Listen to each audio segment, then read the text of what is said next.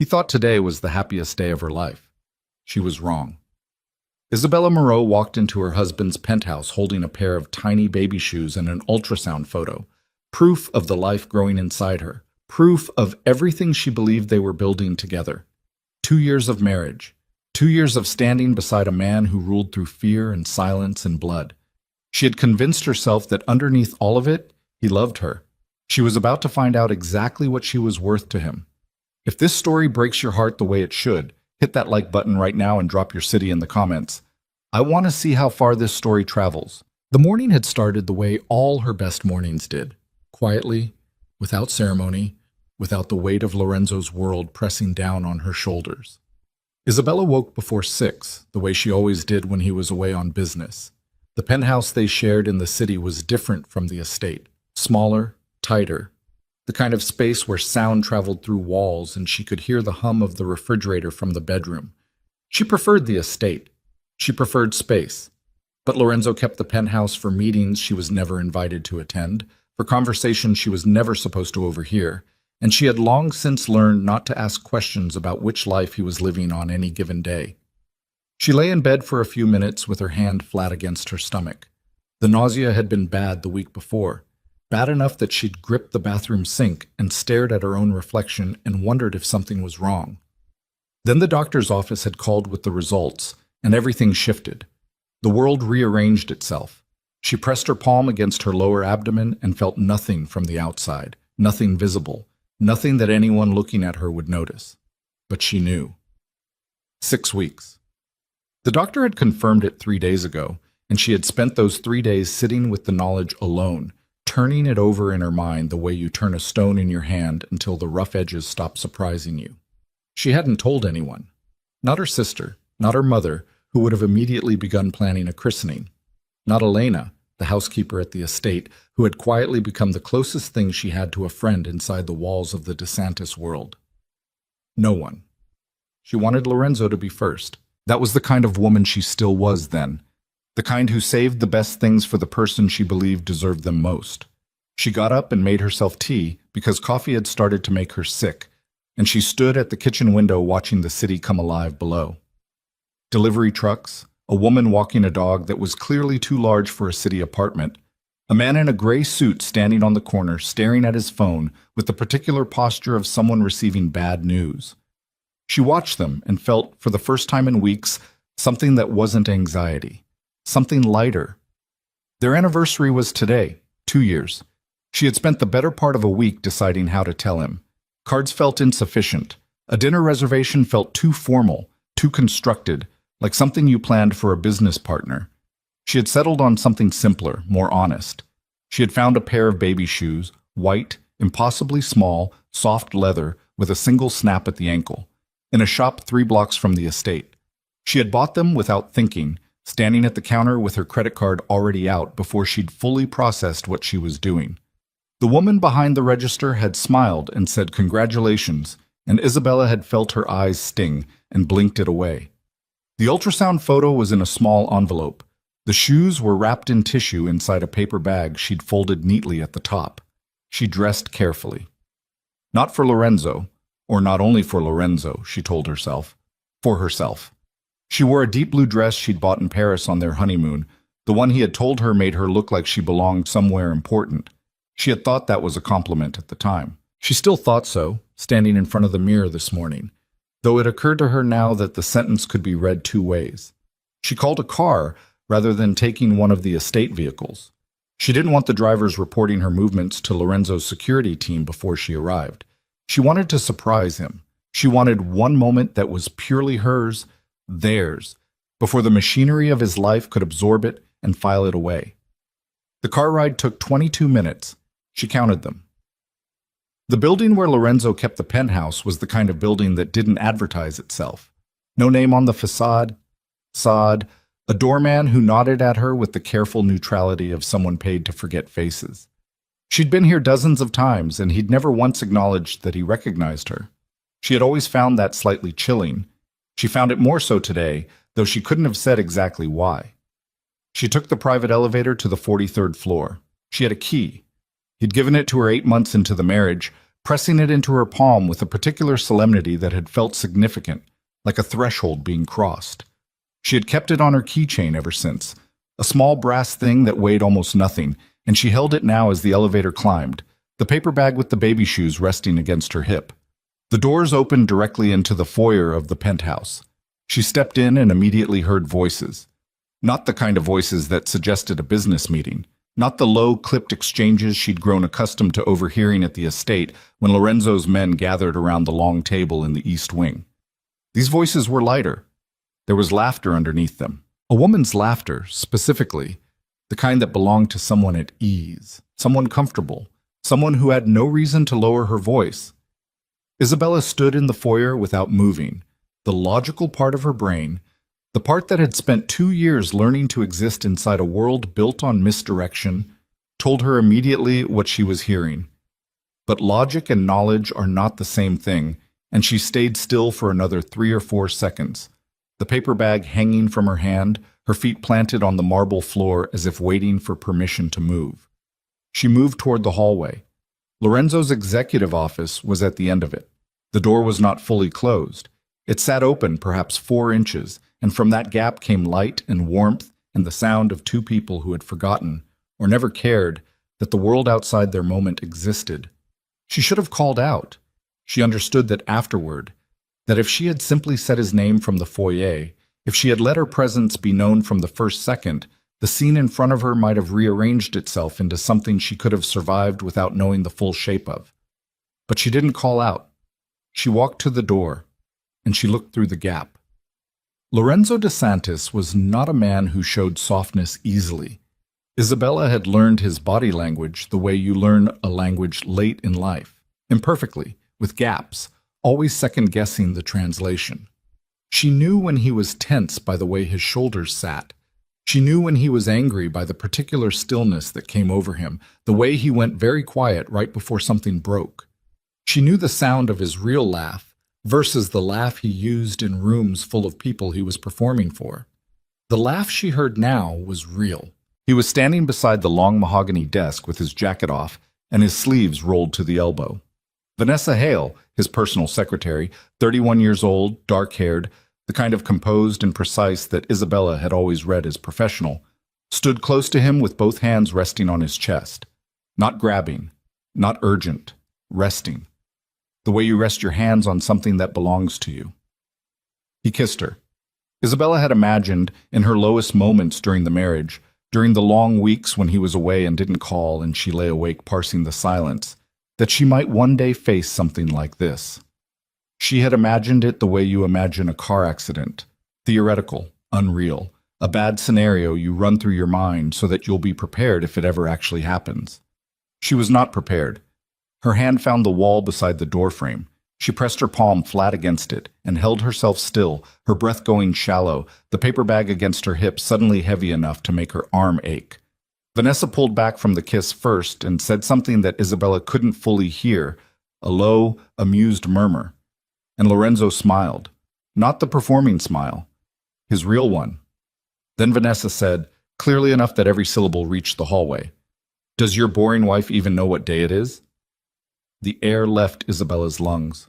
She watched Lorenzo's face. This was the moment.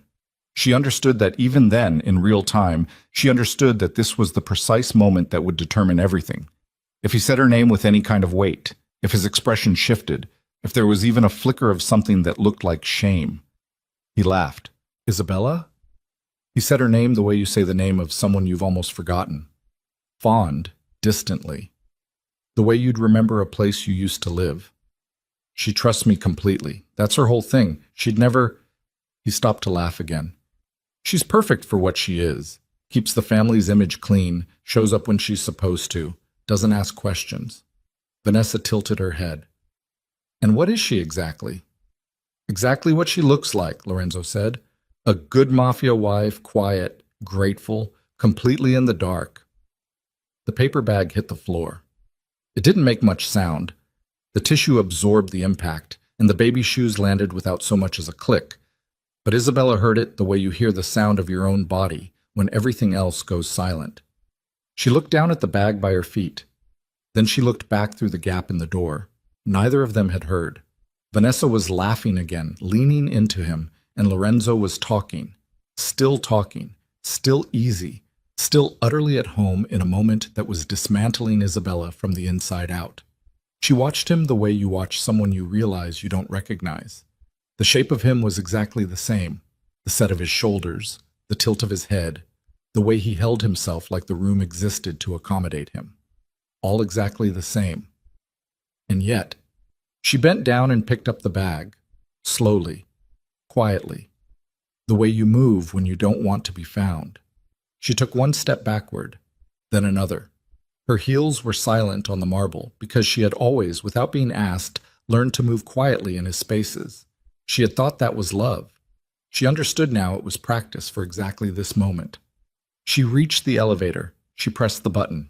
She stood with the paper bag in both hands, and the ultrasound photo in her handbag, and the tiny shoes wrapped in tissue, and she stared at the number above the elevator doors counting down, and she breathed, in, out, in, out. The doors opened. She stepped inside. She watched the foyer of the penthouse disappear as the doors closed, and for a moment, for 3 or 4 seconds of descending, she stood completely blank. No thought, no feeling, the kind of quiet that comes after a very loud sound. Then her hand moved to her stomach. She pressed her palm flat against her abdomen, the same way she had that morning in bed. Same hand, same gesture. Completely different woman. The elevator reached the lobby. The doors opened. The doorman with the careful, neutral face stood at his station and didn't look at her. She walked past him and through the glass doors and out onto the street, and the city was exactly as she had left it 22 minutes ago. The delivery trucks, the too large dog, the noise and indifference of a Tuesday morning, and none of it knew what had just happened to her. She stood on the sidewalk. A woman behind her said, "Excuse me," and moved around her without breaking stride. A cab honked 3 blocks up. The sky was a flat, pale gray, the kind that promises nothing. Isabella Moreau stood on the sidewalk with 2 baby shoes in a paper bag and a marriage folding up inside her chest, and she made a decision. Not an emotional one, not a panicked one. The decision arrived the way cold water arrives, fast, total, clarifying. She did not cry. She did not shake. She stood very still on the pavement and felt the decision settle into her bones with the particular weight of something that cannot be undone once it's been made. Lorenzo DeSantis would never know about this child. Not today. Not ever. She flagged a cab. She got in. She gave the driver an address that was not the estate, not her sister's apartment, not anywhere that belonged to the life she had been living this morning when she woke up. She gave him the address of a hotel downtown, a mid-range place she had stayed in once years ago for a conference. Unremarkable. The kind of hotel where the staff doesn't remember your face. She gave the address, and then she sat back and held the paper bag in her lap and looked out the window as the city slid past. She had 48 hours, she estimated, maybe fewer. After that, Lorenzo's people would start looking, and they were very, very good at finding things. She needed to be gone before they started. The cab driver said something about traffic. She didn't hear it. She was already somewhere else, already running calculations, already dismantling the architecture of a life she had believed in completely, already understanding that the woman who had pressed a key into her palm and called it a threshold had handed her something far more useful than he'd intended. She knew the accounts. She knew the access codes. She knew which assets were hers by legal right and which ones were entangled deep enough in his world that touching them would be dangerous. She had learned all of this without meaning to, the way you absorb things when you live close to someone for 2 years and pay attention even when you've been told you don't need to. She had paid attention. The cab pulled up to the hotel. She paid in cash. She had made a habit of carrying cash, another thing she'd absorbed without understanding why until now, and got out and stood in front of the sliding glass doors. Her phone was already in her hand. There were 3 unread texts from Lorenzo. She didn't open them. She looked at his name on the screen, L. DeSantis, the way he was listed in her contacts, because early in the marriage she had found it funny that she'd never changed the formality. And then she turned the phone face down in her palm. One more night with this number. Maybe less. She walked into the hotel lobby, the baby shoes and the bag at her side, and the quiet in her chest was not peace. It was the specific, terrible silence of a woman who has just understood exactly how alone she is and has decided to make that into something other than a weakness. Upstairs, in a room on the 11th floor with a view of a parking structure and a slice of gray sky, Isabella Moreau sat on the edge of the bed and opened the paper bag and took out the tiny shoes and held them in both hands for a long time without moving. She did not let herself cry. Not yet. She had things to do first. What she didn't know, what she couldn't have known, sitting in that hotel room with her world in pieces around her and the future pressing against her ribs like a fist, was that Lorenzo DeSantis had a security camera in the elevator lobby of the 43rd floor. A small one, mounted at ceiling height, angled toward the elevator doors. Standard procedure, he'd told his security chief 2 years ago. Cover every entry point. The footage was on a 72-hour loop. In 68 hours, when Lorenzo's head of security finally ran it back, he would see a woman in a blue dress stepping off the elevator with a paper bag in her hand. He would see her walk toward the office hallway. He would see, 23 seconds later, the same woman walking back. Slowly. The bag pressed against her chest now, instead of swinging at her side. He would pause the footage on her face, and even a man trained to read expressions in the worst possible circumstances would take a moment, just a moment, before he reached for the phone to call his boss. The security footage ran on a 72-hour loop, and Marco Reyes, Lorenzo's head of security, 17 years on the job, a man who had seen things that rewired the way he slept, watched it 3 times before he reached for the phone. He didn't call Lorenzo immediately. That was the first tell, though nobody was paying attention to Marco's hesitation in those early hours. He sat in the security room on the 41st floor of the building, a windowless space that smelled like cold coffee and recycled air, and he watched the timestamp in the corner of the footage tick forward in silence. 9:47 a.m. A woman in a blue dress stepping off the elevator with a paper bag swinging lightly at her side. Her posture easy, her chin up, the walk of someone who has good news and is about to give it. 9:48 a.m. The same woman walking back. 23 seconds later, the bag pressed against her chest now, held in both hands, like something she needed to protect. Her chin no longer up. Her steps measured in the specific way that people measure steps when they are working very hard not to fall apart. Marco paused it on her face. Isabella DeSantis, née Moreau, 33 years old, 2 years married to the most dangerous man in the city, looked at the elevator doors with an expression that Marco had seen before. Not grief. Not anger. Something past both of those. The particular blankness of a person who has just absorbed something unsurvivable and is already, in real time, deciding what to do about it. He sat with that image for a long moment. Then he picked up the phone and called Lorenzo. Lorenzo didn't answer. He was in a meeting on the 43rd floor, the same office, 40 minutes after the footage was shot, and his phone went to voicemail with the short, impersonal message he'd recorded 3 years ago and never bothered to update. Marco left nothing. He tried again 20 minutes later. Nothing. He went upstairs himself and knocked on the office door and heard Vanessa Hale's voice saying something low and amused, and Lorenzo's voice responding, and he stood in the hallway for 3 seconds before he knocked again, harder. The door opened. Lorenzo looked at him with the flat, measuring expression he wore when his time was being wasted. What? We need to talk, Marco said. Alone. Lorenzo looked at him for a long moment. Then he looked back into the room, and Marco watched his face do the thing it did when he was shifting registers. The slight reset, the way the muscles around his jaw loosened and then retightened around something colder. He said something to Vanessa that Marco couldn't hear. Then he stepped into the hallway and pulled the door mostly closed behind him. Talk, he said. Your wife was here this morning, Marco said. 9:47. She came up on the elevator. She had a bag with her. Lorenzo's expression didn't change, which was itself information. And? She didn't announce herself. She walked toward the office. Marco paused. She left 23 seconds later. A silence.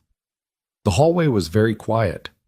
From behind the office door, barely audible, came the soft sound of Vanessa moving around the room. Lorenzo said, How long ago was this? Hour and a half. You're telling me this now?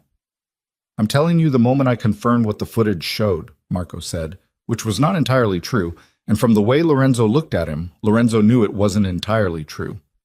But Lorenzo didn't push it, which told Marco something too. Lorenzo turned away from him and stood looking at the far end of the hallway for a moment that stretched. Marco watched the back of his head, watched the set of his shoulders, watched the very particular stillness that meant something was happening underneath, the kind of stillness Marco had learned over 17 years to give room. Find her, Lorenzo said finally. He didn't turn around. Already running it, Marco said. I want her location in 2 hours. Yes. Lorenzo didn't say anything else. Marco walked back toward the elevator and did not look back, because looking back at Lorenzo in moments like that was the kind of thing that ended careers. Or worse. He had the first report on Isabella's movements within 40 minutes. She had taken a cab from outside the building. The driver, tracked through the city's ride-share licensing database, which Marco had unofficial access to through a contact at the Municipal Transport Authority, remembered dropping a woman in a blue dress at the Carlton Hotel on 5th. Mid-range place. The kind of hotel people chose specifically because nobody paid attention there. She had checked in under her own name. That surprised him. It suggested either that she was moving too fast to think clearly, or that she'd made a calculation about how long she needed before anyone started looking. He reported this to Lorenzo at the 2-hour mark. Lorenzo was alone by then. Vanessa had left the building, Marco noted, through the service exit, which was also information. And he stood in the middle of the office with his jacket back on and his face closed down to the kind of neutral that meant he was running through scenarios. She's still there? Lorenzo said.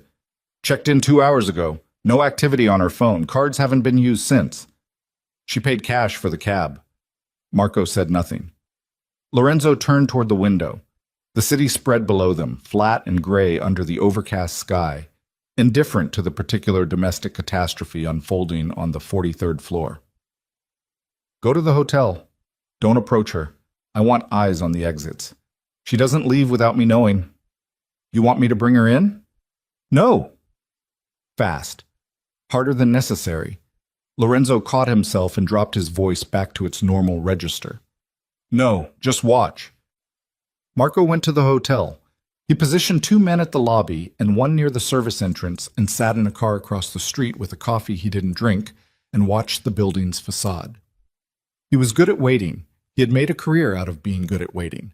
He waited 3 hours. At the 4-hour mark, one of his men texted from the lobby. She had come downstairs and asked the front desk for a phone charger. Her own phone, apparently, was dead. She had gone back upstairs. That was the only movement. Marco relayed this to Lorenzo, who said nothing for a beat and then said, "Stay there." At hour 6, Marco's man in the lobby texted again. She had checked out. Marco was out of the car before he'd finished reading the message. He went through the lobby in time to see the tail end of a cab pulling away from the hotel entrance. He put his man on the phone to the cab company.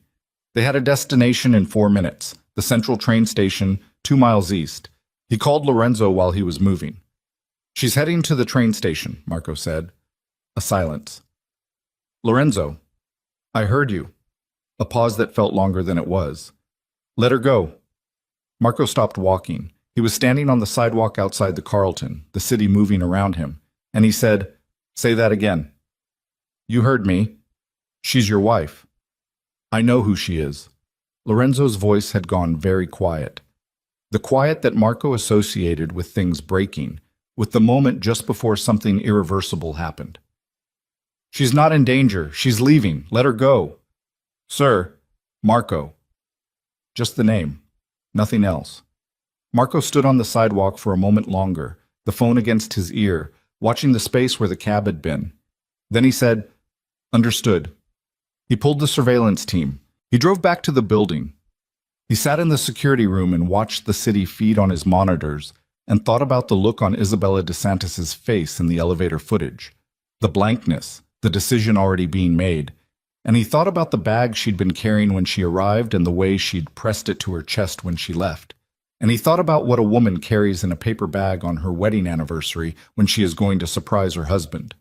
He didn't sleep well that night. He hadn't slept well in 17 years, but that night was worse. Lorenzo arrived at the estate at 9 in the evening. The house was staffed as normal, Elena moving through the kitchen, 2 men at the perimeter, the usual low-level activity of a household running on routine. Lorenzo walked through the front door and stood in the entrance hall and looked at the dining room through the open archway. The table was set. Not elaborately. Isabella didn't do elaborate. A white cloth, 2 candles, the good plates she'd bought in Florence because she said the ones that came with the house felt like they belonged to someone else. A small arrangement of flowers in the center, simple and unstudied, the kind she pulled together from the garden herself rather than calling the florist. She had set the table this morning before she left, before she'd gone to surprise him. Lorenzo stood in the archway and looked at the table and didn't move. Elena appeared from the kitchen, wiping her hands on a cloth, and stopped when she saw his face. Elena was 62 years old and had worked for 3 generations of DeSantis men, and she knew better than almost anyone in this world how to read the room. She looked at the table. She looked at Lorenzo. "Shall I clear it?" she said. "Leave it," Lorenzo said. He walked upstairs. He found the wedding ring at 10:15 p.m. when he opened the drawer of Isabella's nightstand looking for... He wasn't sure what he was looking for. Something. Evidence of something he could use to reframe what he already knew. The ring was sitting on top of a folded piece of paper. He picked up the ring first, held it between 2 fingers. It was a simple band. She had chosen it herself, pushing back against the elaborate setting he'd had designed, saying she didn't want something she'd be afraid to wear. The diamond she'd accepted. The setting she'd redesigned. He unfolded the paper. It wasn't a letter. He'd been braced for a letter, for accusations, for the particular surgical precision he'd sometimes glimpsed in her when she was angry and choosing her words carefully. But it wasn't a letter. It was 2 documents. The first was a legal form, already signed, dated that afternoon. The filing timestamp from a downtown office showed 3:47 p.m. divorce proceedings, initiated unilaterally, citing irreconcilable differences, requesting no contested assets beyond those legally designated as hers in the prenuptial agreement. The second document was a financial statement showing the accounts she'd emptied, hers alone, as the prenup defined them, nothing that could legally be called his, every transfer logged with the precision of someone who knew exactly what line she could cross, and had stopped precisely there. She'd had this planned before she went to the penthouse. No. He caught himself. Not planned, not fully. If she'd had it fully planned, she would have moved the money before she arrived. She'd had it prepared. The difference mattered, though he couldn't immediately have said why. She'd walked into that building with baby shoes and an ultrasound, and the legal infrastructure to disappear already loaded and waiting. The way you keep a bag packed for emergencies, not because you expect the emergency, but because some part of you has always understood that emergencies arrive without announcing themselves. He set the ring down on the nightstand. He sat on the edge of the bed, her side, not his, and held the divorce papers and did not move for a long time. The next morning, he called Vanessa's office line at 7 a.m. She answered on the second ring, her voice exactly as composed and precise as it always was, and he said, "Clean out your desk. Security will escort you out by 9. A silence. "Lorenzo, there's a severance package. Legal will send the details." He paused. "If I see you in this building again, the severance becomes a conversation with my lawyers instead." He hung up. It didn't feel like anything. He'd expected it to feel like something, like a door closing, or a weight shifting, or at minimum the specific satisfaction of an action taken. It felt like nothing, like moving a chair from one side of the room to the other in an empty house. He called Marco at 7:15. "Find her," he said. "For real this time. All resources. I want to know where she is within 48 hours. Marco's voice was carefully neutral. "And when we find her, you tell me, that's all. You don't approach. You don't make contact. You tell me where she is, and you wait for my instructions." "Understood. Marco." Lorenzo stopped. He was standing at the window of the bedroom, looking at the garden below, at the flower beds Isabella had planted last spring with her hands in the dirt, and her knees on a rubber kneeling pad she'd bought at the hardware store because she said gardening gloves were useless if your knees gave out. He'd watched her from this same window and thought she looked absurd, and then thought she looked entirely herself, and then gone back to his emails. Whatever she needs, he said, whatever she's set up for herself, don't touch it. Don't interfere. If she's safe, we leave her safe. Marco said nothing for a moment, then, "That's not what you said last night." "Last night I said let her go," Lorenzo said. "Today I'm saying find her and keep her safe without her knowing. Those are different things." "Are they?" Marco said. It wasn't really a question. Lorenzo didn't answer it. The search ran for 11 days. In those 11 days, Lorenzo learned several things about his wife that he had not known, or had not allowed himself to know, in 2 years of marriage. He learned that she had a separate email account, established 14 months ago, that corresponded with a small network of women she'd apparently met through one of the charities she'd chaired. Not women from his world, women from outside of it. A nurse in Ohio, a retired school teacher in Vermont, a woman who ran a bookshop in coastal Maine. He learned that she had maintained a small investment account in her maiden name, started before they married, managed quietly and competently, worth significantly more than he would have guessed. He learned that she had, at some point in the last year, gotten a real estate license. Not practiced it, just obtained it, the way you learn a skill because having it feels like having an exit. He sat with each of these discoveries the way you sit with evidence of a verdict you already suspected. On the 11th day, Marco called. "She's in Ashfield," he said. "Small city, East Coast. She's renting an apartment under a variant of her maiden name, Isabella Moreau, not DeSantis. She's registered with a local medical practice." Lorenzo said, "Medical practice." A pause. Marco's voice was very controlled. "Obstetrics practice," he said. The word landed in the room like something physical. Lorenzo stood very still. "How far along?" he said. "I don't have that," Marco said. "I don't have access to medical records. But she registered the day after she arrived. That's 11 days ago." Lorenzo put the phone down without ending the call. He set it on the desk and walked to the window and put both hands flat on the glass and stood there with his forehead almost touching it, and breathed. Outside, the garden was starting to show the first signs of what Isabella had planted last spring. Small and green and stubborn, pushing up through the turned earth without any help from anyone. He picked the phone back up. "Marco," he said. His voice came out level, which surprised him. "Still here." "Get me a car," Lorenzo said. "Not the usual one. Something that doesn't have plates that anyone in Ashfield would run." Another pause, longer this time. "Lorenzo," Marco said, and in 17 years of working for this man, Marco had almost never used his first name without a title attached. "What are you going to do?" Lorenzo looked at the garden for a moment longer. "I don't know yet," he said, and that was the truest thing he had said in longer than he could remember. Which meant that everything that came next would happen to a man who, for the first time in his life, had run entirely out of the particular confidence that power provides, and was standing at the edge of something he could not buy or threaten or control his way through. The car was ready in 30 minutes. He drove himself. He drove for 4 hours without stopping, not because Ashfield was 4 hours away. It was closer to 3 on a clear run with no traffic, but because he missed the exit twice. Not from distraction. From something that felt closer to the inability to complete the action of arriving, the way you stand outside a room for longer than necessary because opening the door makes whatever is inside it real.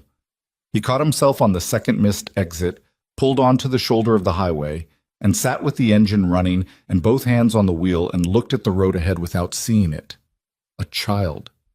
He kept returning to the word the way you return to a bruise, pressing it, gauging the damage, unable to leave it alone. A child. Isabella had walked into that penthouse with baby shoes in a paper bag, and he had been standing 20 feet away with another woman's hands on his chest, laughing at the woman he'd married. And she had heard every word, and she had left, and the child had left with her. He pulled back onto the highway.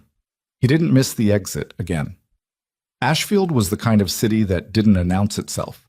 No dramatic skyline, no memorable approach. The highway just gradually became surface streets, and the surface streets gradually became storefronts and apartment buildings, and a small downtown grid that looked like it had been designed by someone optimizing for function over any other consideration. He drove through it slowly, getting a sense of the scale, small enough that a stranger's car would register, large enough that a stranger's face wouldn't. He had the address of the apartment from Marco's report. He didn't go there directly. He found a parking lot 3 blocks from the building and sat in it for a long time, watching the street from behind the wheel of a car that didn't belong to his usual world. A dark blue sedan, 3 years old, nothing distinctive. He had driven it himself, which he hadn't done regularly in years. He watched people move along the sidewalk in front of the apartment building, a man with a grocery bag, 2 teenage boys on bicycles moving too fast for the sidewalk, an older woman with a small dog who stopped to let the dog investigate a lamppost with the particular patience of someone who had nowhere pressing to be. No Isabella. He waited 40 minutes. Then he drove back to a motel he'd passed on the main road coming into the city, a clean, anonymous place that asked for a credit card at check-in, which he paid with one that wasn't in his name, an operational habit so old it was reflexive. And he checked in and sat on the edge of the bed in room 14 and called Marco. "I'm here," he said. "I know," Marco said. "I've had a man in the city since yesterday." Lorenzo's jaw tightened. "I told you not to." "I told him to watch for threats, not to watch her," Marco said. "There's a difference. She's drawing attention, Lorenzo. Not from us, from the Corelli people." A silence. "Say that again," Lorenzo said. "Ray Corelli's organization has a presence in Ashfield," Marco said. "It's a small operation. They run freight logistics through the port, which is 40 miles east, but they've been watching the apartment building since day 3 of her being there." Lorenzo stood up from the bed. It was involuntary, but the kind of physical response that happens before the mind has fully processed the information. He was on his feet and moving toward the window before he decided to move. "Why?" he said. The word came out flat and very cold. "Best theory right now is that someone inside our organization told them where she went," Marco said. "Someone who knew before we pulled back the surveillance. Day 1 or 2. "Who knew on day 1 or 2? "4 people, including me," Marco said. "I've been running it down since yesterday." Lorenzo stood at the window looking at the motel parking lot. The blue sedan, the empty spaces around it, the road beyond, the ordinary city traffic of a place that had no idea what was happening inside this specific room at this specific moment. Ray Corelli. The name sat in his chest like a coal, old heat, long burning. The Corellis and the DeSantis organization had been in a territorial dispute for the better part of a decade, managed through a series of agreements that held the way all such agreements held, imperfectly, always at risk of fracturing at the pressure points. Isabella had nothing to do with that dispute. She had never been near it, which meant she wasn't in Ashfield because she was relevant to anything the Corellis cared about. She was there because someone had made her relevant. Someone had handed her location to the Corellis as a tool, not to harm her necessarily. The Corellis were calculated, not reckless, but to use her, as leverage, as a pressure point against Lorenzo in whatever the next round of negotiations was going to look like, which meant someone inside his own organization had made that decision. "The 4 people," Lorenzo said. "Give me names." Marco gave him 3 names and then paused before giving the 4th. "The 4th one," Lorenzo said. "Dante," Marco said. Lorenzo closed his eyes for a second. Dante Ricci, 29 years old, 6 years in the organization, a nephew, not by blood, by the old network of obligations and debts that built these organizations like coral, one layer at a time. Lorenzo had brought him up personally, had given him access personally. "You're sure?" Lorenzo said. "Not completely," Marco said, "but sure enough that I pulled him off active duty this morning. He doesn't know why yet." "Don't tell him yet," Lorenzo said. "I need 24 hours. "Lorenzo." Marco's voice shifted, slightly, but Lorenzo caught it. "The Corelli people outside her building. They're not surveillance only. One of them has been going into the building." Into the building. Twice. Day before yesterday and yesterday morning. We don't know if he made contact or just recon. Lorenzo was moving before Marco finished the sentence. He had his jacket off the chair and his keys in his hand, and he was out the door into the parking lot with the phone still against his ear. "I'm going to her building," he said. "That's not—" "I know." He got in the car. "Is your man on foot or in a vehicle?" "Vehicle. Gray pickup, west side of the street." "Tell him to stay where he is and stay out of my way." He started the engine. "And Marco?" "Nobody moves on Dante until I say. I want him comfortable." He drove the 3 blocks in 2 minutes and parked on the east side of the building, away from where Marco's man was positioned. He sat for a moment looking at the facade. A 6-story residential building, brick, probably built in the 70s, well-maintained in the functional way of buildings that have never tried to be anything other than shelter. Fire escapes on the east face. Intercom panel at the main entrance. A small lobby visible through the glass door. He got out. The intercom panel had 32 units listed. Apartment 4C was listed as I. Moreau. She hadn't even changed the first initial. He stood at the panel for a moment. He didn't press the buzzer. He stepped back from the entrance and looked up at the building's face, counting floors. 4th floor, east side. 2 windows with curtains that weren't quite pulled all the way closed. A gap of 2 or 3 inches, enough to let in light without fully opening the room to the street. He knew it was her window the way he knew things he hadn't been told.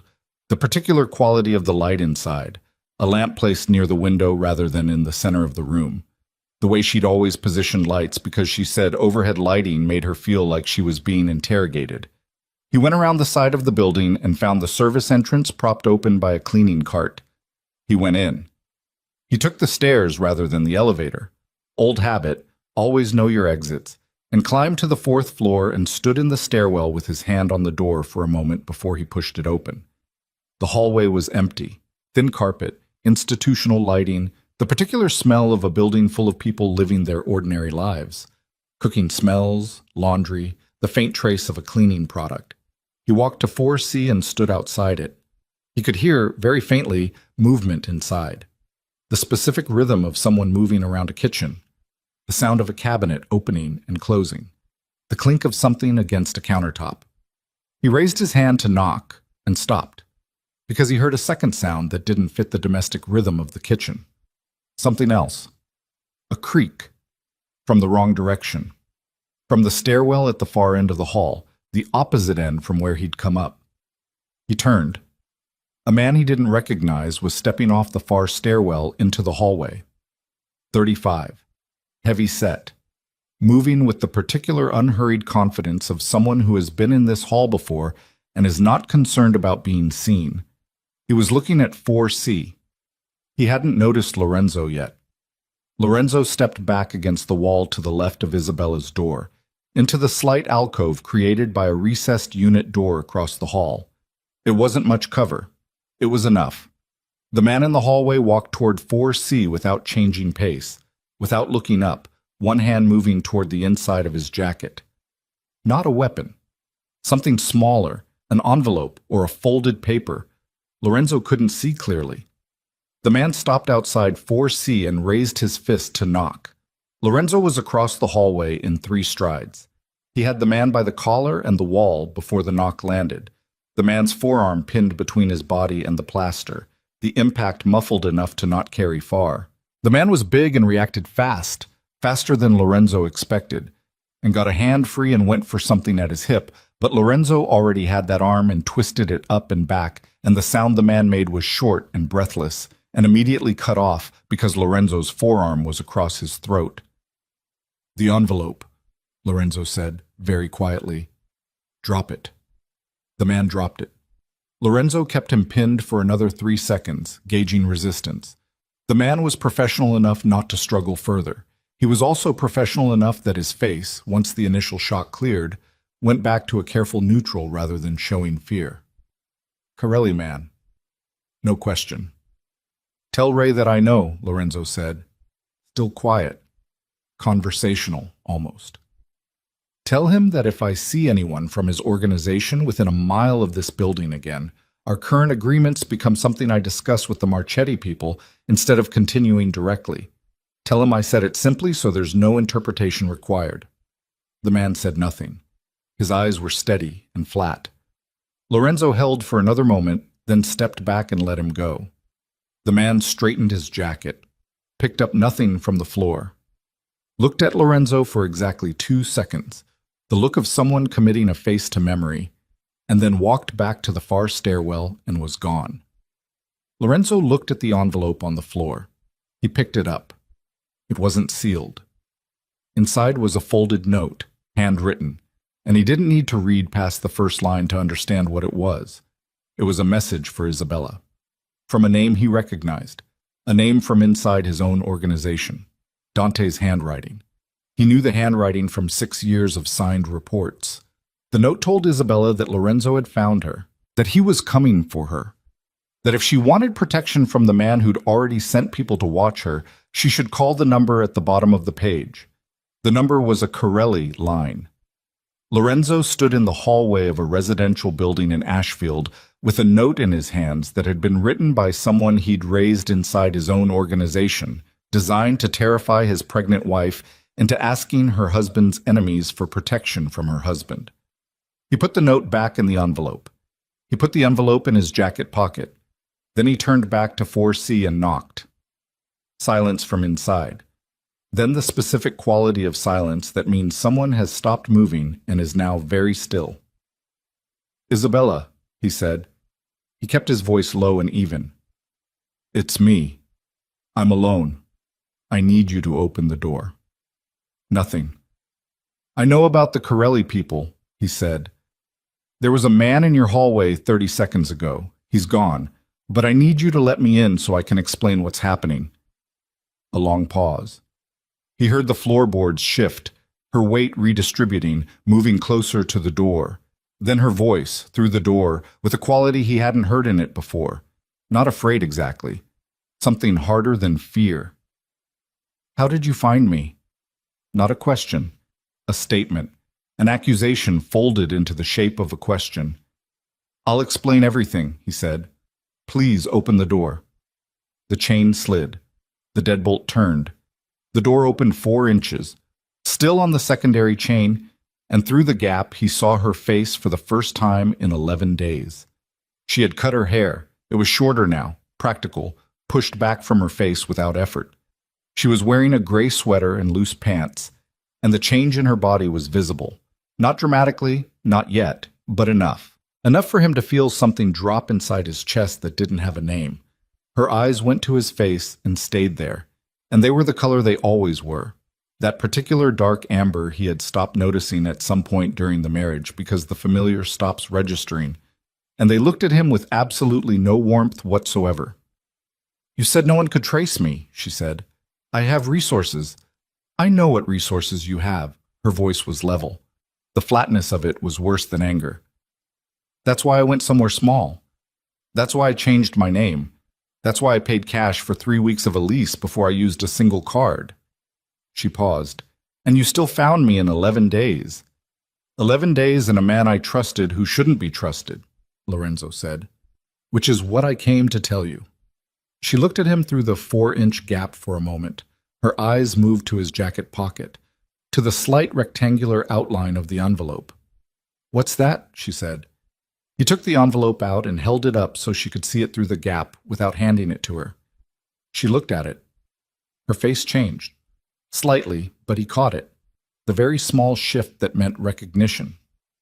She knew the handwriting on the outside, or she knew the envelope, or she knew what was in it.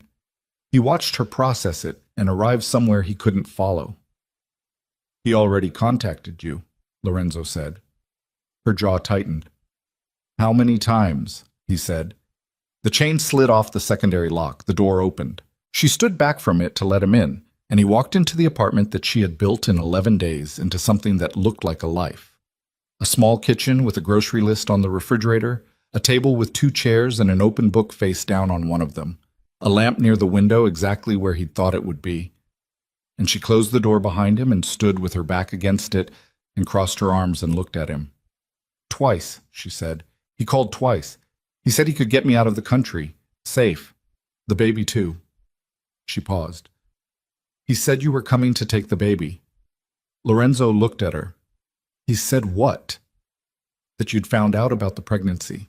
That you decided you wanted the child and you were going to take me back by force and keep the child whether I cooperated or not. She held his gaze without flinching.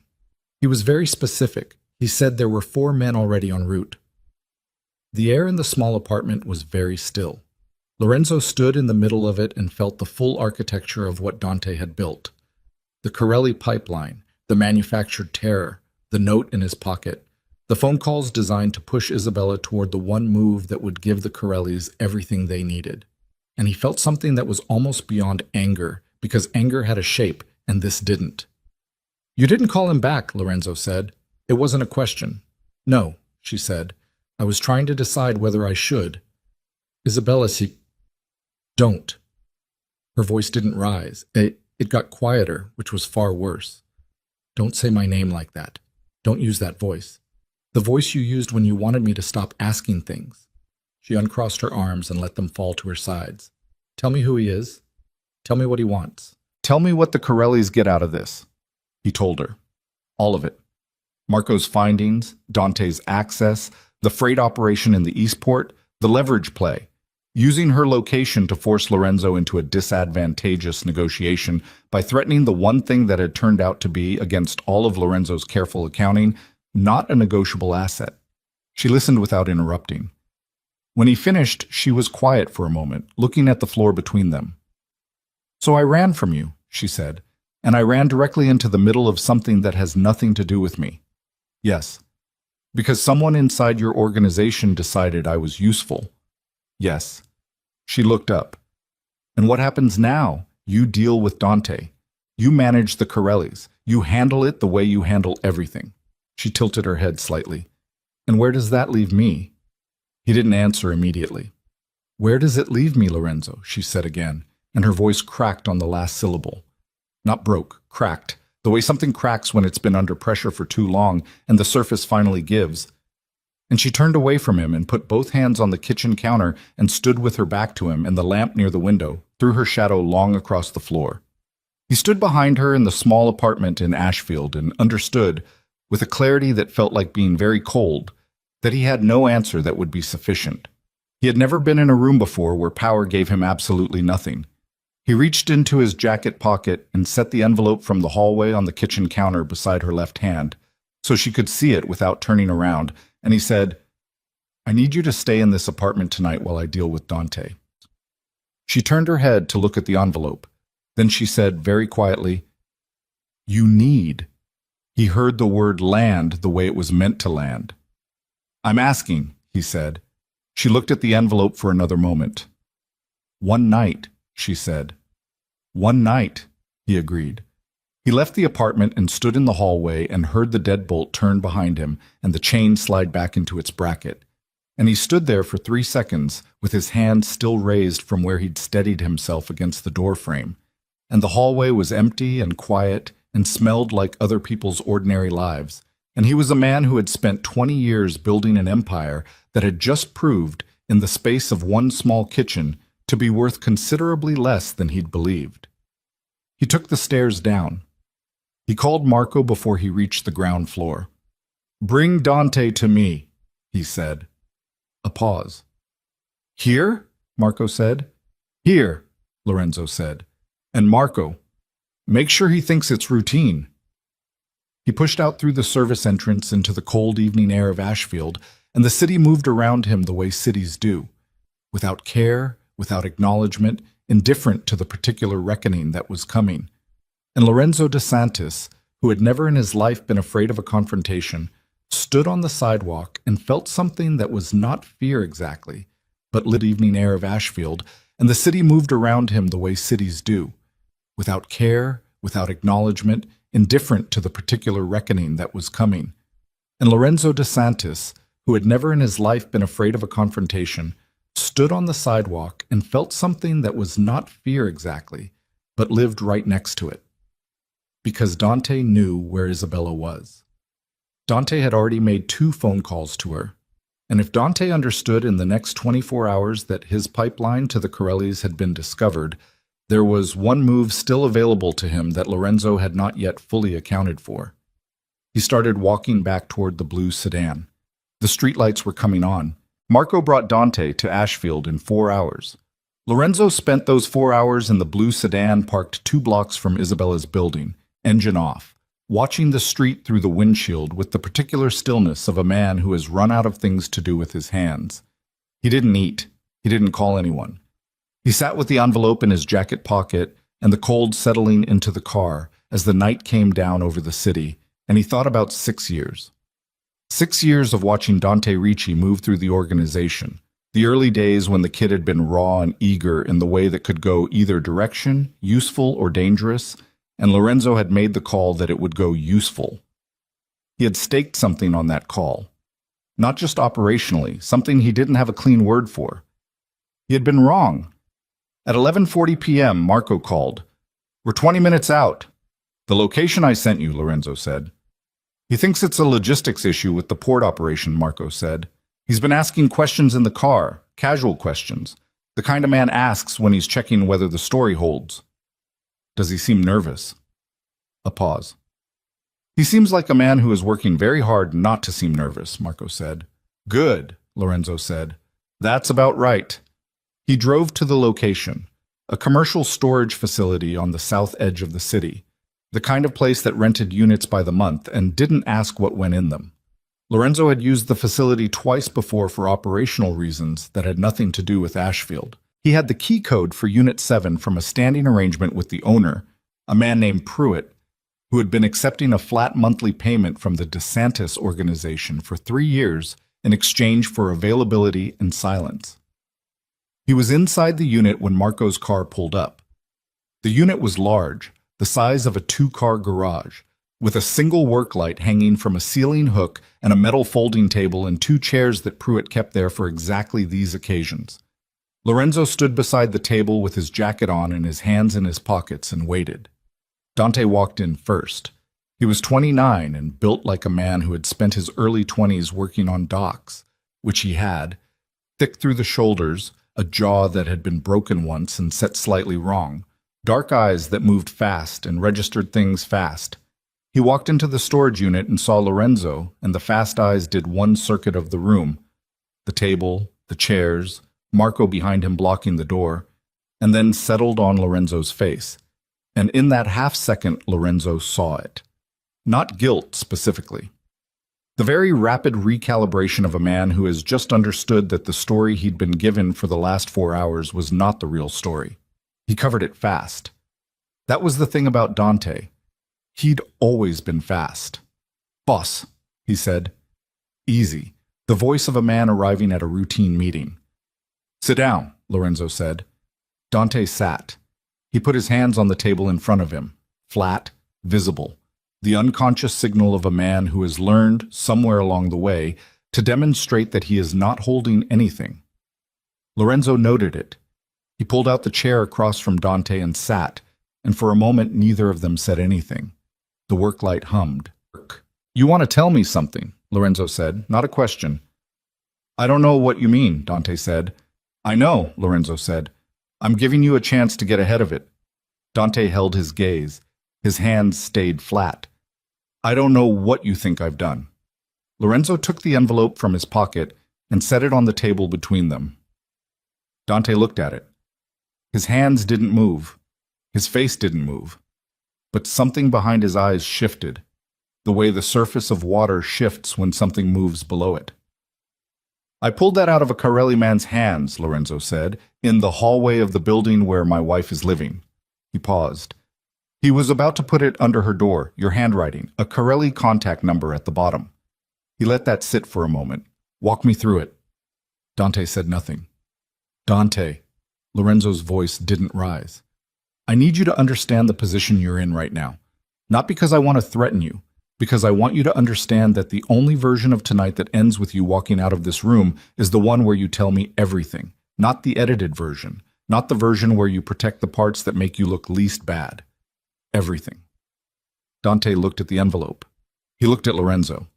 He breathed in through his nose slowly, and Lorenzo watched his chest rise and fall, and he watched the calculation happening behind those fast, dark eyes, the rapid triage of a man sorting through options and eliminating them one by one until he reached the one that remained.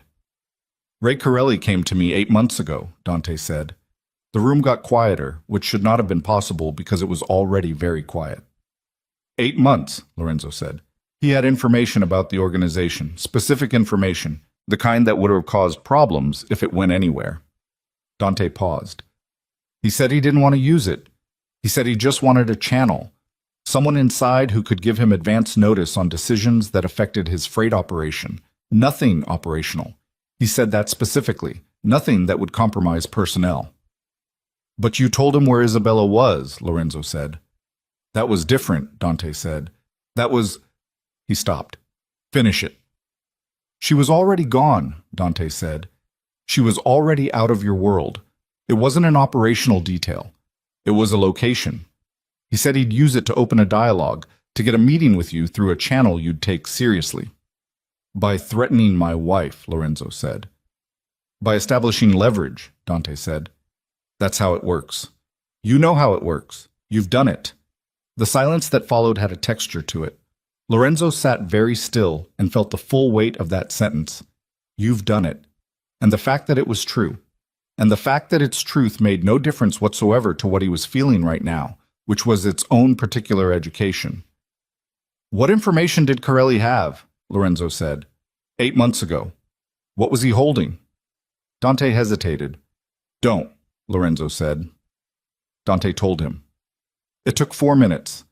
The information was what Lorenzo had suspected at the low end of his suspicions. An internal audit irregularity from 2 years prior, the kind of thing that could be explained but would require explaining, the kind that created noise even when it was resolved. Bad, but not catastrophic. The kind of thing Corelli would know was not quite enough to destroy Lorenzo, but was absolutely enough to cause expense and attention and distraction at a time when Lorenzo would prefer not to have those things. The kind of information that became useful not as a weapon, but as a leash. 8 months, Lorenzo said again.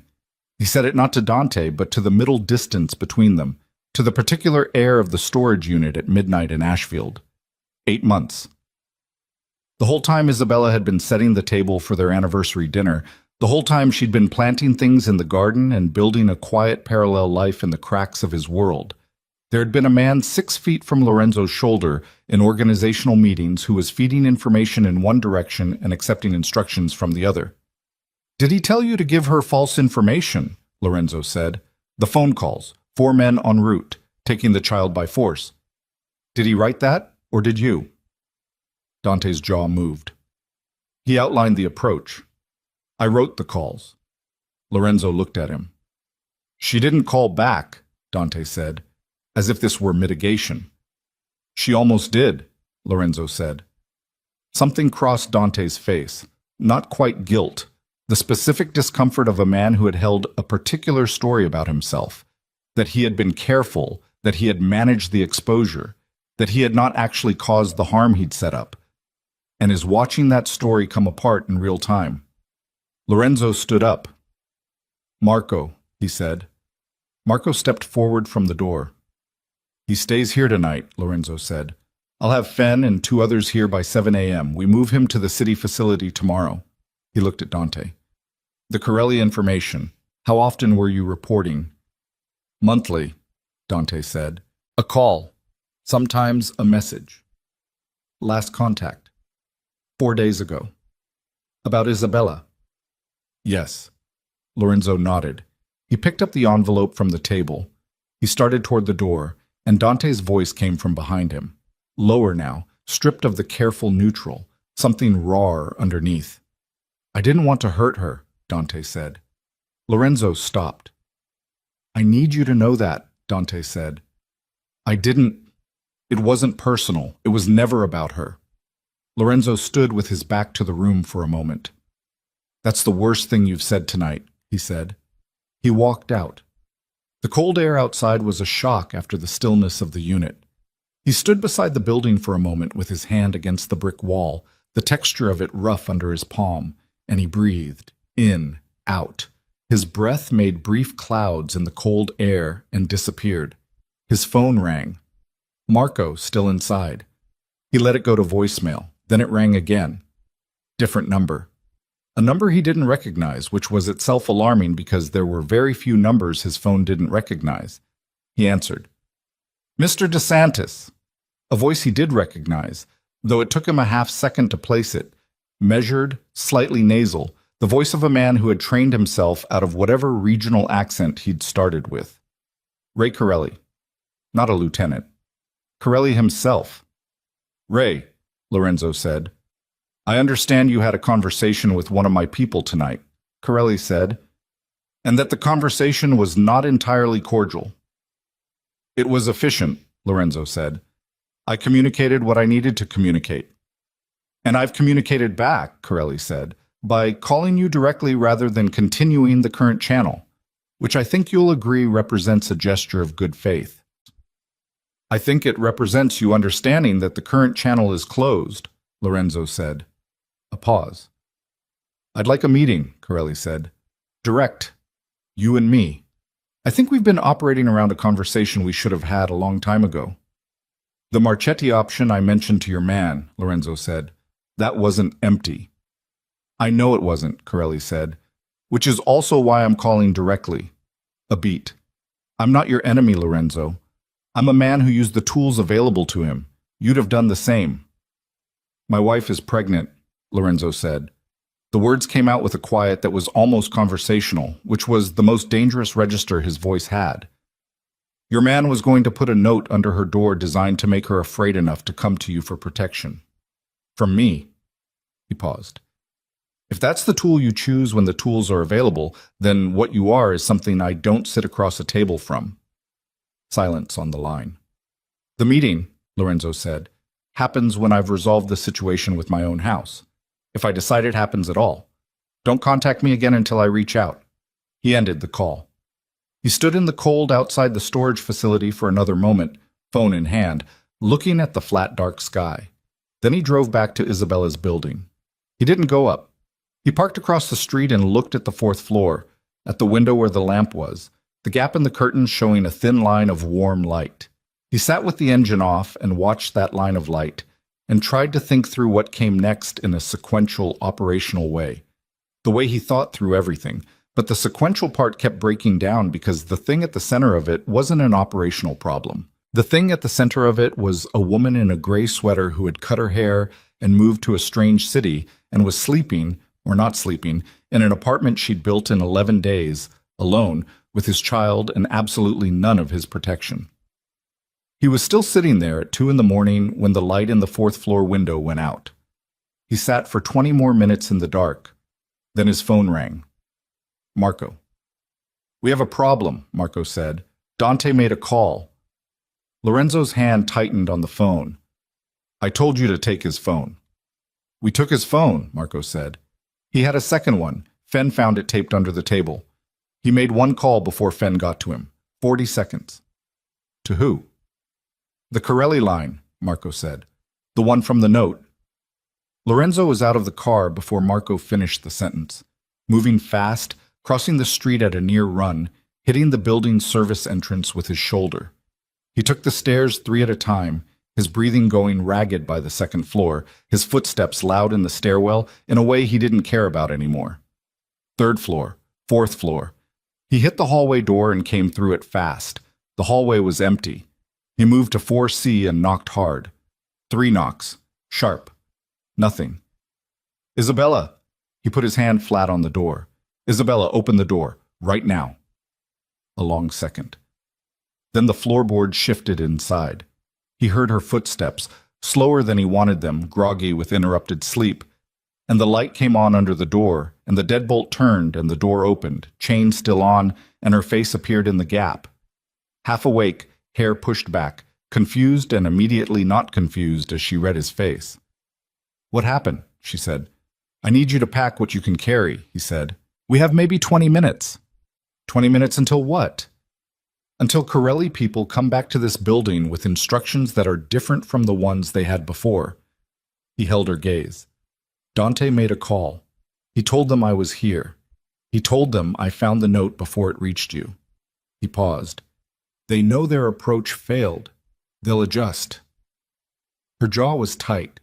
She was fully awake now, despite the hour, Whatever sleep had been in her face replaced by the particular sharp attention he'd seen in her twice before in 2 years, both times when something in his world had crossed into hers without warning, and she'd had to shift registers without preparation. She was good at it. He'd noted that before without knowing what to do with the information. "How much time?" she said. 20 minutes if they were already close, more if they have to reposition. He put his hand against the doorframe. "We need to go." She looked at him through the 4-inch gap. "If I come with you," she said, "where do we go?" "Somewhere I can protect you while I finish this," he said. "Finish it how?" "By making the Corelli conversation happen in a way I control instead of a way they control," he said, "and by doing something about Dante before he finds another phone." "And after that," she said, "after you finish it, where does that leave me?" "Isabella, no." Her voice was quiet and exact. "You don't get to say my name and expect that to be enough. If I walk out of this building with you, I need to know where I stand when this is over. Not a promise. Not later. Now." He stood in the doorway of a hallway in Ashfield at 2 a.m. with the clock running and a woman he had failed thoroughly and precisely looking at him through a 4-inch gap, and he understood that this was the real negotiation. Not Corelli, not Dante, not the organization or the agreements or the leverage. This, right now. "You stand wherever you want to stand," he said. "That's the honest answer. I'm not asking you to come back. I'm asking you to let me keep you safe long enough to choose." Her eyes held his for a long moment. He could hear his own pulse. The chain came off the door. She opened it. She was already half-dressed, the gray sweater, different pants, and she turned back into the apartment without a word, and he heard drawers opening and closing, fast and efficient, the sound of someone who had already, at some level, known this might happen and had planned accordingly. He stepped into the doorway without entering. She came back with a bag that was already packed, not hastily, neatly. The bag of a woman who had been sleeping with it ready. She stopped in front of him and looked at him one more time, and her hand went briefly, automatically, to her abdomen. The gesture he recognized from the footage of her leaving the penthouse elevator. The same hand, the same placement. And then she dropped it and picked up the bag with both hands and looked at him and said, "Okay." They went down the stairs fast, him ahead, her behind, the stairwell loud with their footsteps and the silence underneath it. He pushed the service entrance door open and put his arm across it and looked both ways down the alley before he let her through. The alley was clear. He moved her to the blue sedan fast, one hand at her back, not quite touching, and had the car started before she had her door fully closed. He pulled out of the parking lot without headlights for half a block and then turned them on and hit the main road heading west out of the city. In the side mirror, receding fast, he caught a glimpse of headlights turning onto the street that led to Isabella's building. 2 vehicles, moving with the specific coordinated pace of cars that are traveling together but maintaining distance. He drove faster. Isabella sat in the passenger seat with the packed bag on her lap and both hands on top of it, and looked straight ahead, and she said nothing, and he said nothing, and the city of Ashfield fell away behind them into the dark. And what was left was the road ahead and the weight of everything unresolved between them filling the interior of the car like something solid. And Lorenzo drove with both hands tight on the wheel and felt the full impossible arithmetic of what he was facing. Dante in a storage unit with access he'd already demonstrated. Corelli on a phone making adjustments, and beside him a woman who had the right to want nothing from him and was choosing one more time to trust the man who had given her almost no reason to. He glanced at her once. Just once. Her profile in the dark, the cut of her jaw, the hand pressed flat against her stomach again without her seeming to know she was doing it. He looked back at the road. 40 miles ahead was a property he'd purchased under a holding company 3 years ago and never used for anything except as a contingency. A farmhouse on 11 acres, staff of 2, fully stocked, the kind of place that existed precisely for nights like this one. 30 miles behind them, the 2 vehicles with Corelli's adjusted instructions were arriving at an empty apartment, and somewhere in the gap between those 2 facts was the shape of the next 12 hours, and what happened inside them would determine whether any version of what Lorenzo was reaching for, what he did not yet have a clean name for, but which felt, in the moving dark of the car, like the one thing that mattered more than everything he'd spent 20 years building, was still possible. He pressed the accelerator down.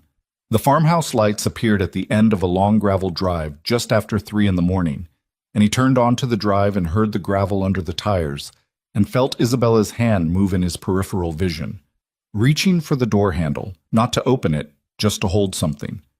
And he opened his mouth to say something that would have been inadequate and didn't say it, and the car crunched to a stop in front of the dark farmhouse, and the night around them was very quiet and very cold, and inside the house a light came on as the caretaker registered their arrival, and Lorenzo sat for one moment with the engine off and his hand still on the wheel before he reached for his door. His phone buzzed, a text from Marco, 2 words. Dante's gone. The 2 words sat on the screen in the dark of the car. Dante's gone. Lorenzo read them twice, not because he didn't understand them, because understanding them required a moment of adjustment, the specific recalibration of a man who has just had the ground shift under an already unstable situation. He sat with the engine off and the gravel drive in front of him and the farmhouse light coming on in an upstairs window, and he thought through the implications in the rapid, cold way. He thought through operational problems, and what he arrived at was this. Dante Luce was not the same problem as Dante contained. Dante Luce, with the knowledge he carried and the Corelli line already open, was a variable that had just stopped being manageable and started being urgent. He got out of the car. Isabella was already out, standing on the gravel with her bag, looking at the farmhouse. She hadn't asked about the phone. She'd seen his face when he read it, and she was the kind of woman who knew when to let a thing land before asking about it. He walked around the car to her. "There's a complication," he said. "I assumed," she said. "The man I had in custody tonight, Dante, the one who made the calls to you. He got out." He watched her face. "He has resources I didn't fully account for. He'll go to Corelli directly." She looked at him steadily. "And that means what for tonight?" "It means tonight is still dangerous," he said. "And it means the conversation with Corelli has to happen faster than I planned." She nodded once. "Not agreement, processing." She turned toward the farmhouse and walked up the front steps, and he followed her, and the caretaker, a man named Willis, late 50s, the kind of person who asked nothing and remembered everything, opened the door before they reached it and stepped back to let them in without a word. The farmhouse was warm. A kitchen with a long wooden table, 2 lamps burning, the smell of something that had been kept on low heat. Willis had been here long enough to know that arrival at 3 in the morning meant people who needed warmth and food and no conversation, and he had prepared accordingly. Isabella set her bag down at the foot of the stairs. She looked at the kitchen and then at Lorenzo and said, "Tell me what you need to do." "I need to reach Corelli before Dante does," Lorenzo said. "You have his number." "I need something stronger than a phone call," he said. "I need a meeting that happens on my terms, not his, and I need it in the next few hours." She was quiet for a moment, then, "What does Dante gain by going to Corelli now? You already know everything. His leverage is gone." Lorenzo looked at her. It was a good question, a precise question, the kind that cut straight to the operational logic. He had forgotten, in the fog of the last several hours, that she had spent 2 years inside the periphery of this world and absorbed things despite never being invited to. "He gains protection," Lorenzo said. "If he goes to Corelli and offers everything he knows, not just the pipeline but the internal details he had access to, Corelli has reason to keep him insulated from what I'll do to him otherwise. So Corelli gets more information and a witness," she said, "and you lose the ability to handle Dante quietly." "Yes." She pulled out a chair at the kitchen table and sat down with the particular deliberateness of someone choosing to be present rather than reactive. She put both hands flat on the table. "Then you need to get to Corelli before Dante does and make it not worth Corelli's while to take the meeting." "That's the shape of it," Lorenzo said. "Call him now," she said. 3 in the morning. The hour matters. It says you're not afraid and you're not scrambling." He looked at her for a moment. "I know," she said, reading his look accurately. "I'm not supposed to know how any of this works." A pause. "I paid attention." He called Corelli at 3:17 in the morning. Corelli answered on the 3rd ring, which meant he was awake, which meant Dante had already been in contact or was in the process of making contact which meant the window was smaller than Lorenzo had hoped. "You're calling late," Corelli said. "Early," Lorenzo said. "The meeting you wanted. Tomorrow morning, 7 a.m., the Aldrich building in the city. My conference room." A silence. "That's your territory." "Yes," Lorenzo said. "Come anyway. Come without the people you were going to send back to the apartment building tonight. Come prepared to have an actual conversation rather than a leverage negotiation." He paused. "And when Dante Ricci calls you in the next hour or two, don't take the meeting. I'm offering you something better than whatever he's carrying." A longer silence. "What are you offering?" Corelli said. "A restructured arrangement on the port freight operation," Lorenzo said. "Direct. No intermediaries. Terms that work for your operation without requiring you to run intelligence pipelines through my organization." He let that settle. "Dante was a tool you used because you didn't have a cleaner option. I'm offering you the cleaner option." The silence this time had a different quality.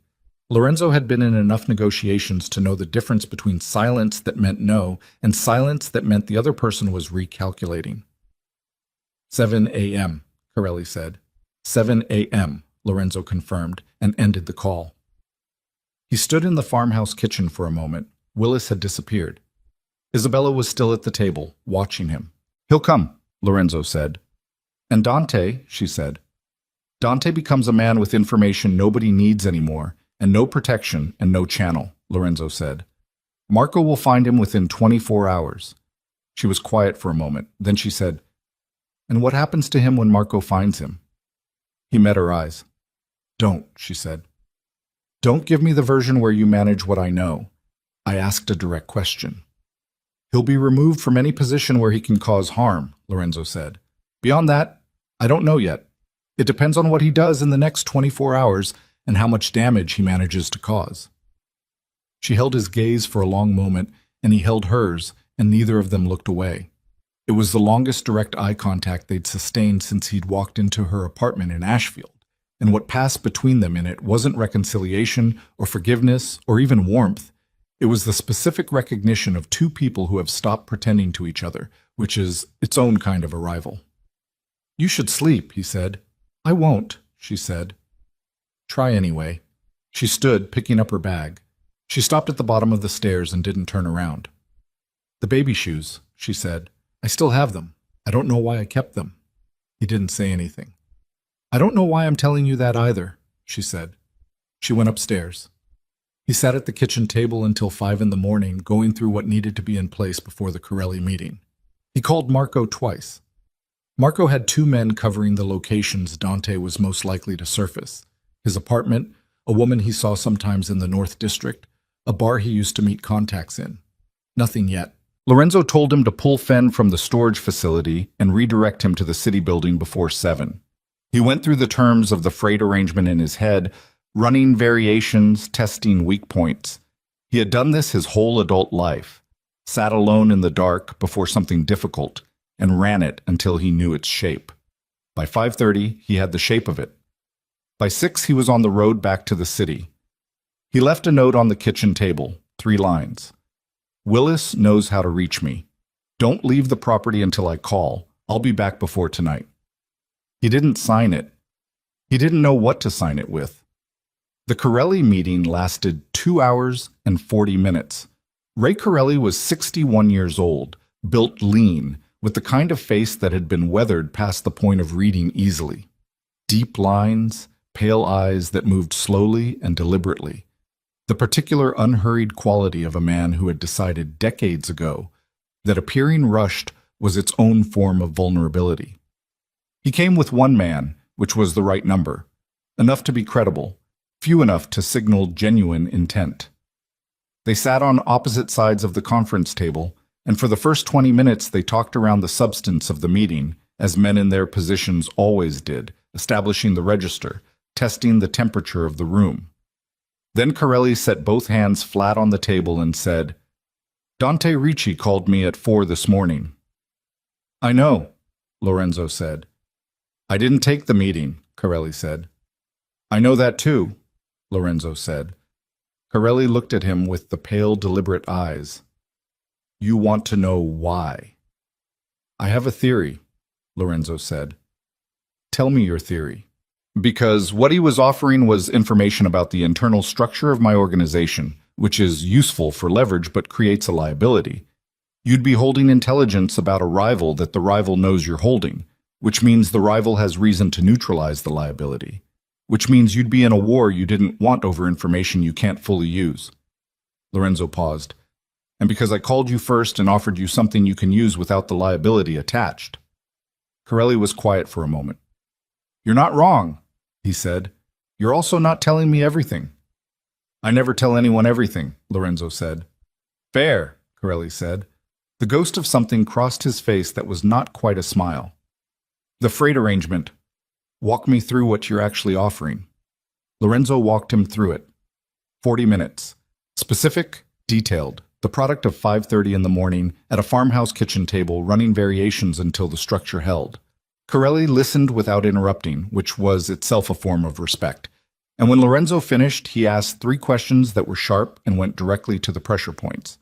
Lorenzo answered 2 completely and redirected the third, and Corelli noted the redirect without pushing it, which meant they understood each other well enough to proceed.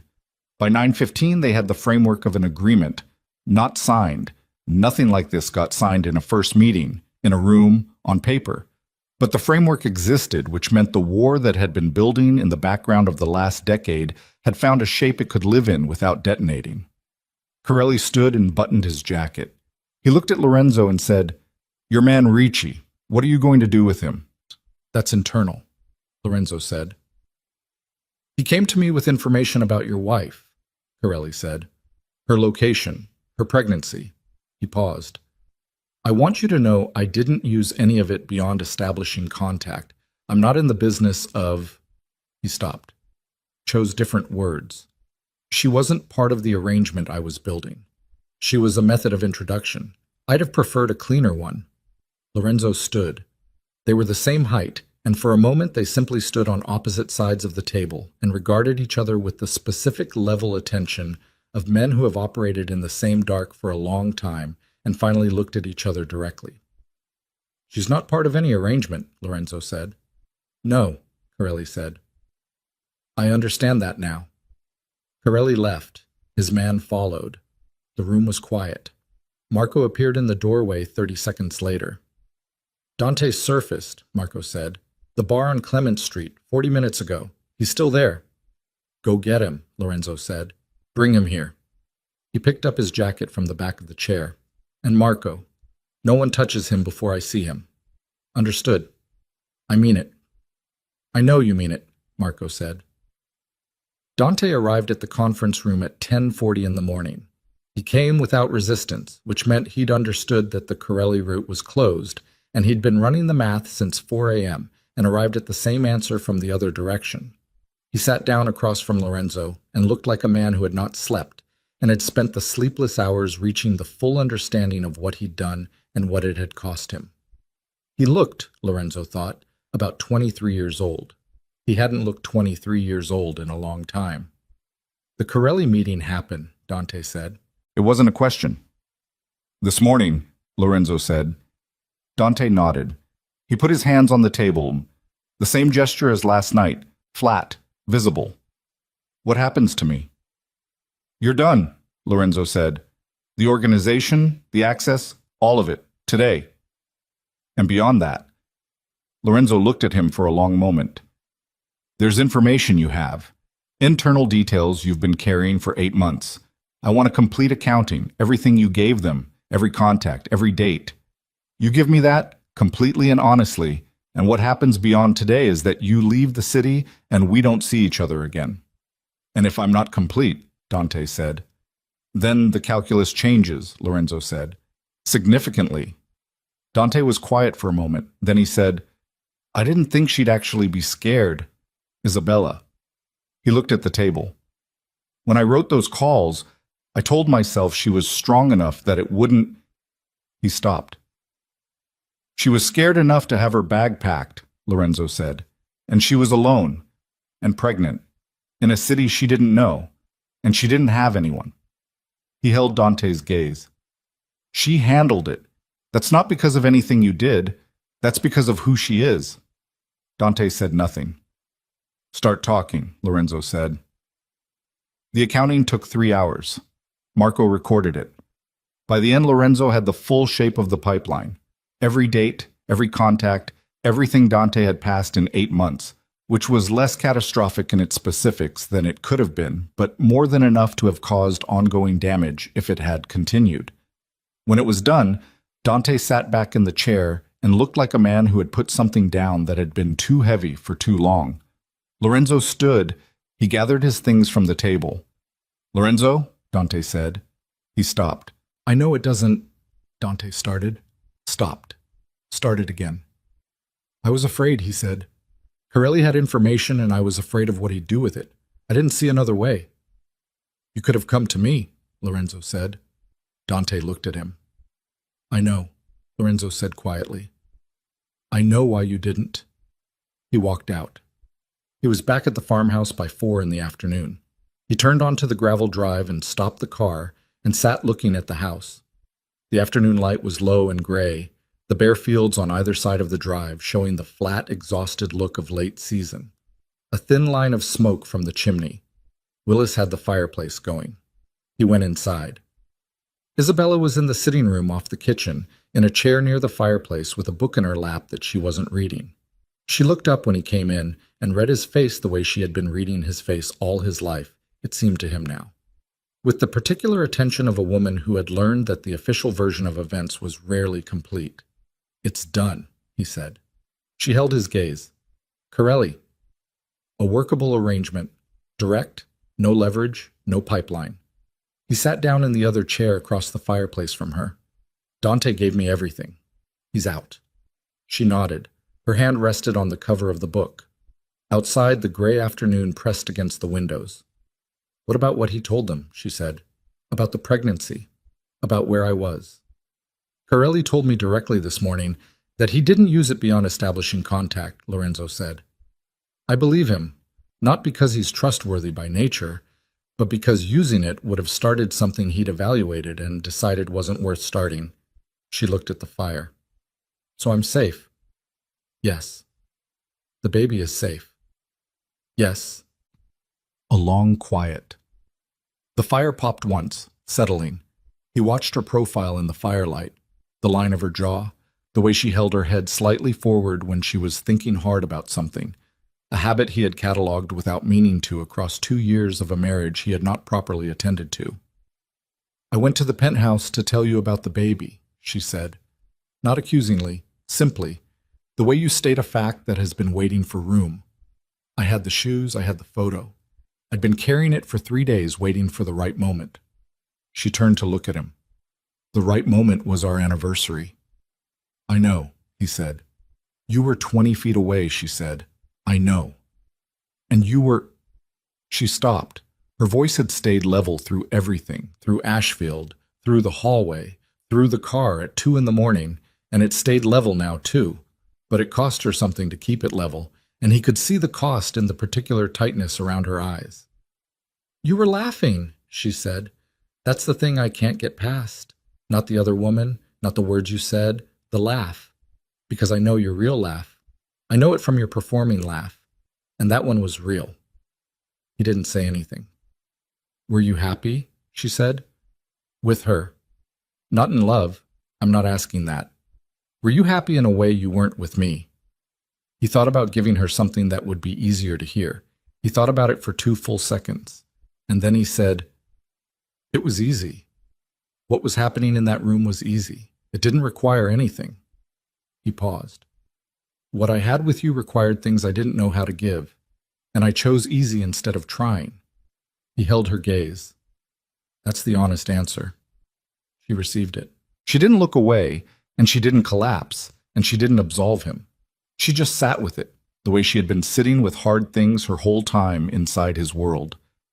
The baby is due in 7 weeks, she said. He felt something move through his chest.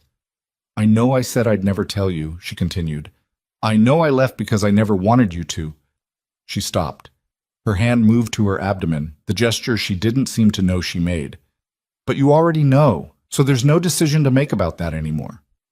What decision are you making? He said. She looked at the fire for a long moment. "I'm not coming back to the estate," she said. "Not to the life. Not to the organization's edges. Not to being the wife who sets the table and doesn't ask questions." She turned back to him. "If you want to be in this child's life, you do it honestly. You do it in the open. You show up and you stay, and you don't ask me to disappear into the background of your world." "I understand," he said. "I'm not finished," she said, and her voice was quiet, but it had the quality of something structural, of something load-bearing.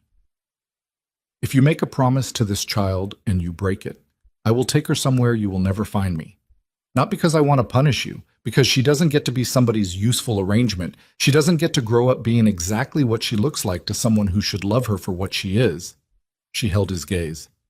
"Do you understand what I'm saying?" "Yes," he said. "Say it back to me." He looked at her across the fireplace in a farmhouse in the middle of nowhere, with the gray afternoon outside and the fire between them and 7 weeks remaining before his daughter came into the world, and he said, "She won't be a convenient thing. She won't be useful or well-timed or good for appearances. She'll be a person, and I'll be her father because I show up for her every day, not because it was decided in a room somewhere." Isabella held his gaze for a long time. Then she looked back at the fire, and some of the tightness around her eyes released. Not all of it, not even most of it, because trust is not a single moment's work, and she knew that better than anyone. But some of it. Enough. "I found an apartment," she said, "in a city neither of us has a history in. I put a deposit down last week." She paused. "I'd like to go back to it, when this is settled enough." "I'll drive you," he said. "I didn't ask you to drive me," she said. "I know," he said. "I'm offering." A beat. "All right," she said. They left the farmhouse the following morning. Willis made coffee and set out food that neither of them ate much of, and they drove for 2.5 hours through the kind of landscape that exists between significant places. Flat, ordinary, the unheroic middle ground of the country. Isabella slept for the first hour with her head against the window, and he drove without the radio and watched the road and let her sleep. When she woke, she was quiet for a while, and then she said, "What happens to the estate?" "I don't know yet," he said. "The organization. Parts of it are already different," he said. "Parts of it I'm still working out." He glanced at her. "It's not going to look the same." "That's not an answer." "No," he said. "It's what I have right now."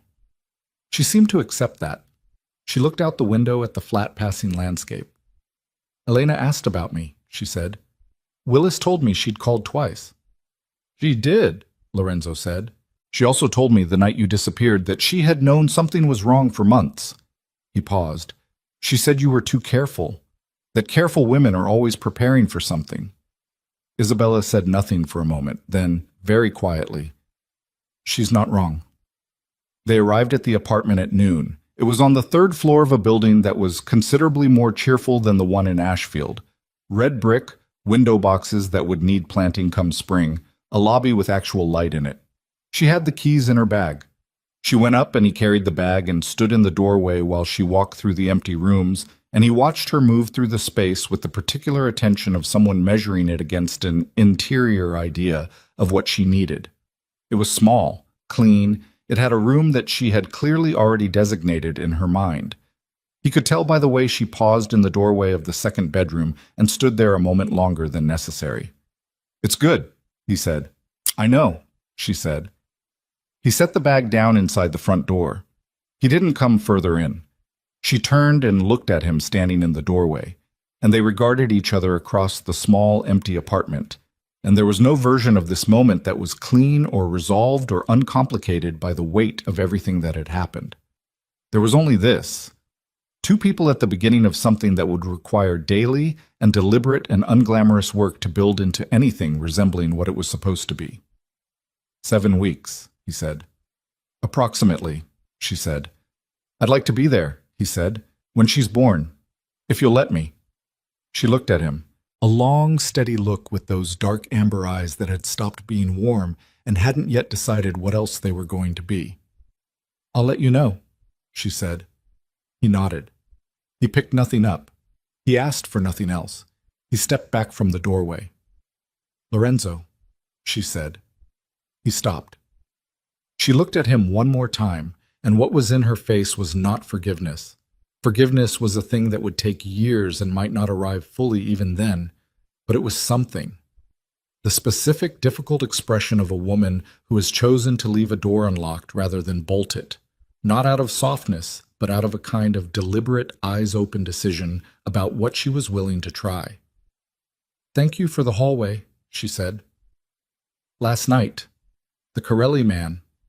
He held her gaze. "That's not why I did it," he said. "I know," she said. "That's why I'm thanking you." He left. He drove back through the flat middle landscape of the country without stopping, and the road was empty and gray and the afternoon closed in around the car, and he drove with both hands on the wheel and thought about 7 weeks. About what 7 weeks was enough time to do and what it wasn't enough time to do, and about the fact that he had spent 20 years being very certain about the shape of his life, and the certainty had turned out to be the most expensive thing he owned. 6 weeks later, his phone rang at 4 in the morning. He answered before the second ring. "It's time," Isabella said. Her voice was steady and focused in the specific way of a person doing hard physical work. "I'm at Mercy, General. You don't have to." "I'm already up," he said. He was already up. He had been, most nights, since Ashfield. "I'll be there in 40 minutes. He was there in 34. He found her in a room on the 4th floor with a nurse he didn't know, and a doctor who looked younger than Lorenzo thought doctors should be allowed to look, and no one else. She was past the early stage. He could see that immediately, in the set of her jaw and the way she gripped the bed rail, and he went to the left side of the bed and stood there, and she looked up at him and said, through gritted teeth, "Don't say anything reassuring." "All right," he said, "and don't touch me unless I ask." "All right," he said. She looked at him for one more second, reading his face, and then the next contraction came, and she turned away from him, and he stood beside her and was exactly what she had asked him to be. Present, steady, not making demands of the moment. And that turned out, in the end, to be the hardest thing he had ever done with his hands at his sides. Their daughter was born at 6:41 in the morning. She was placed on Isabella's chest, and Isabella made a sound that was not words, that was past words, below words, the sound of a person arriving at the thing they had been moving toward through every hard mile of the preceding months.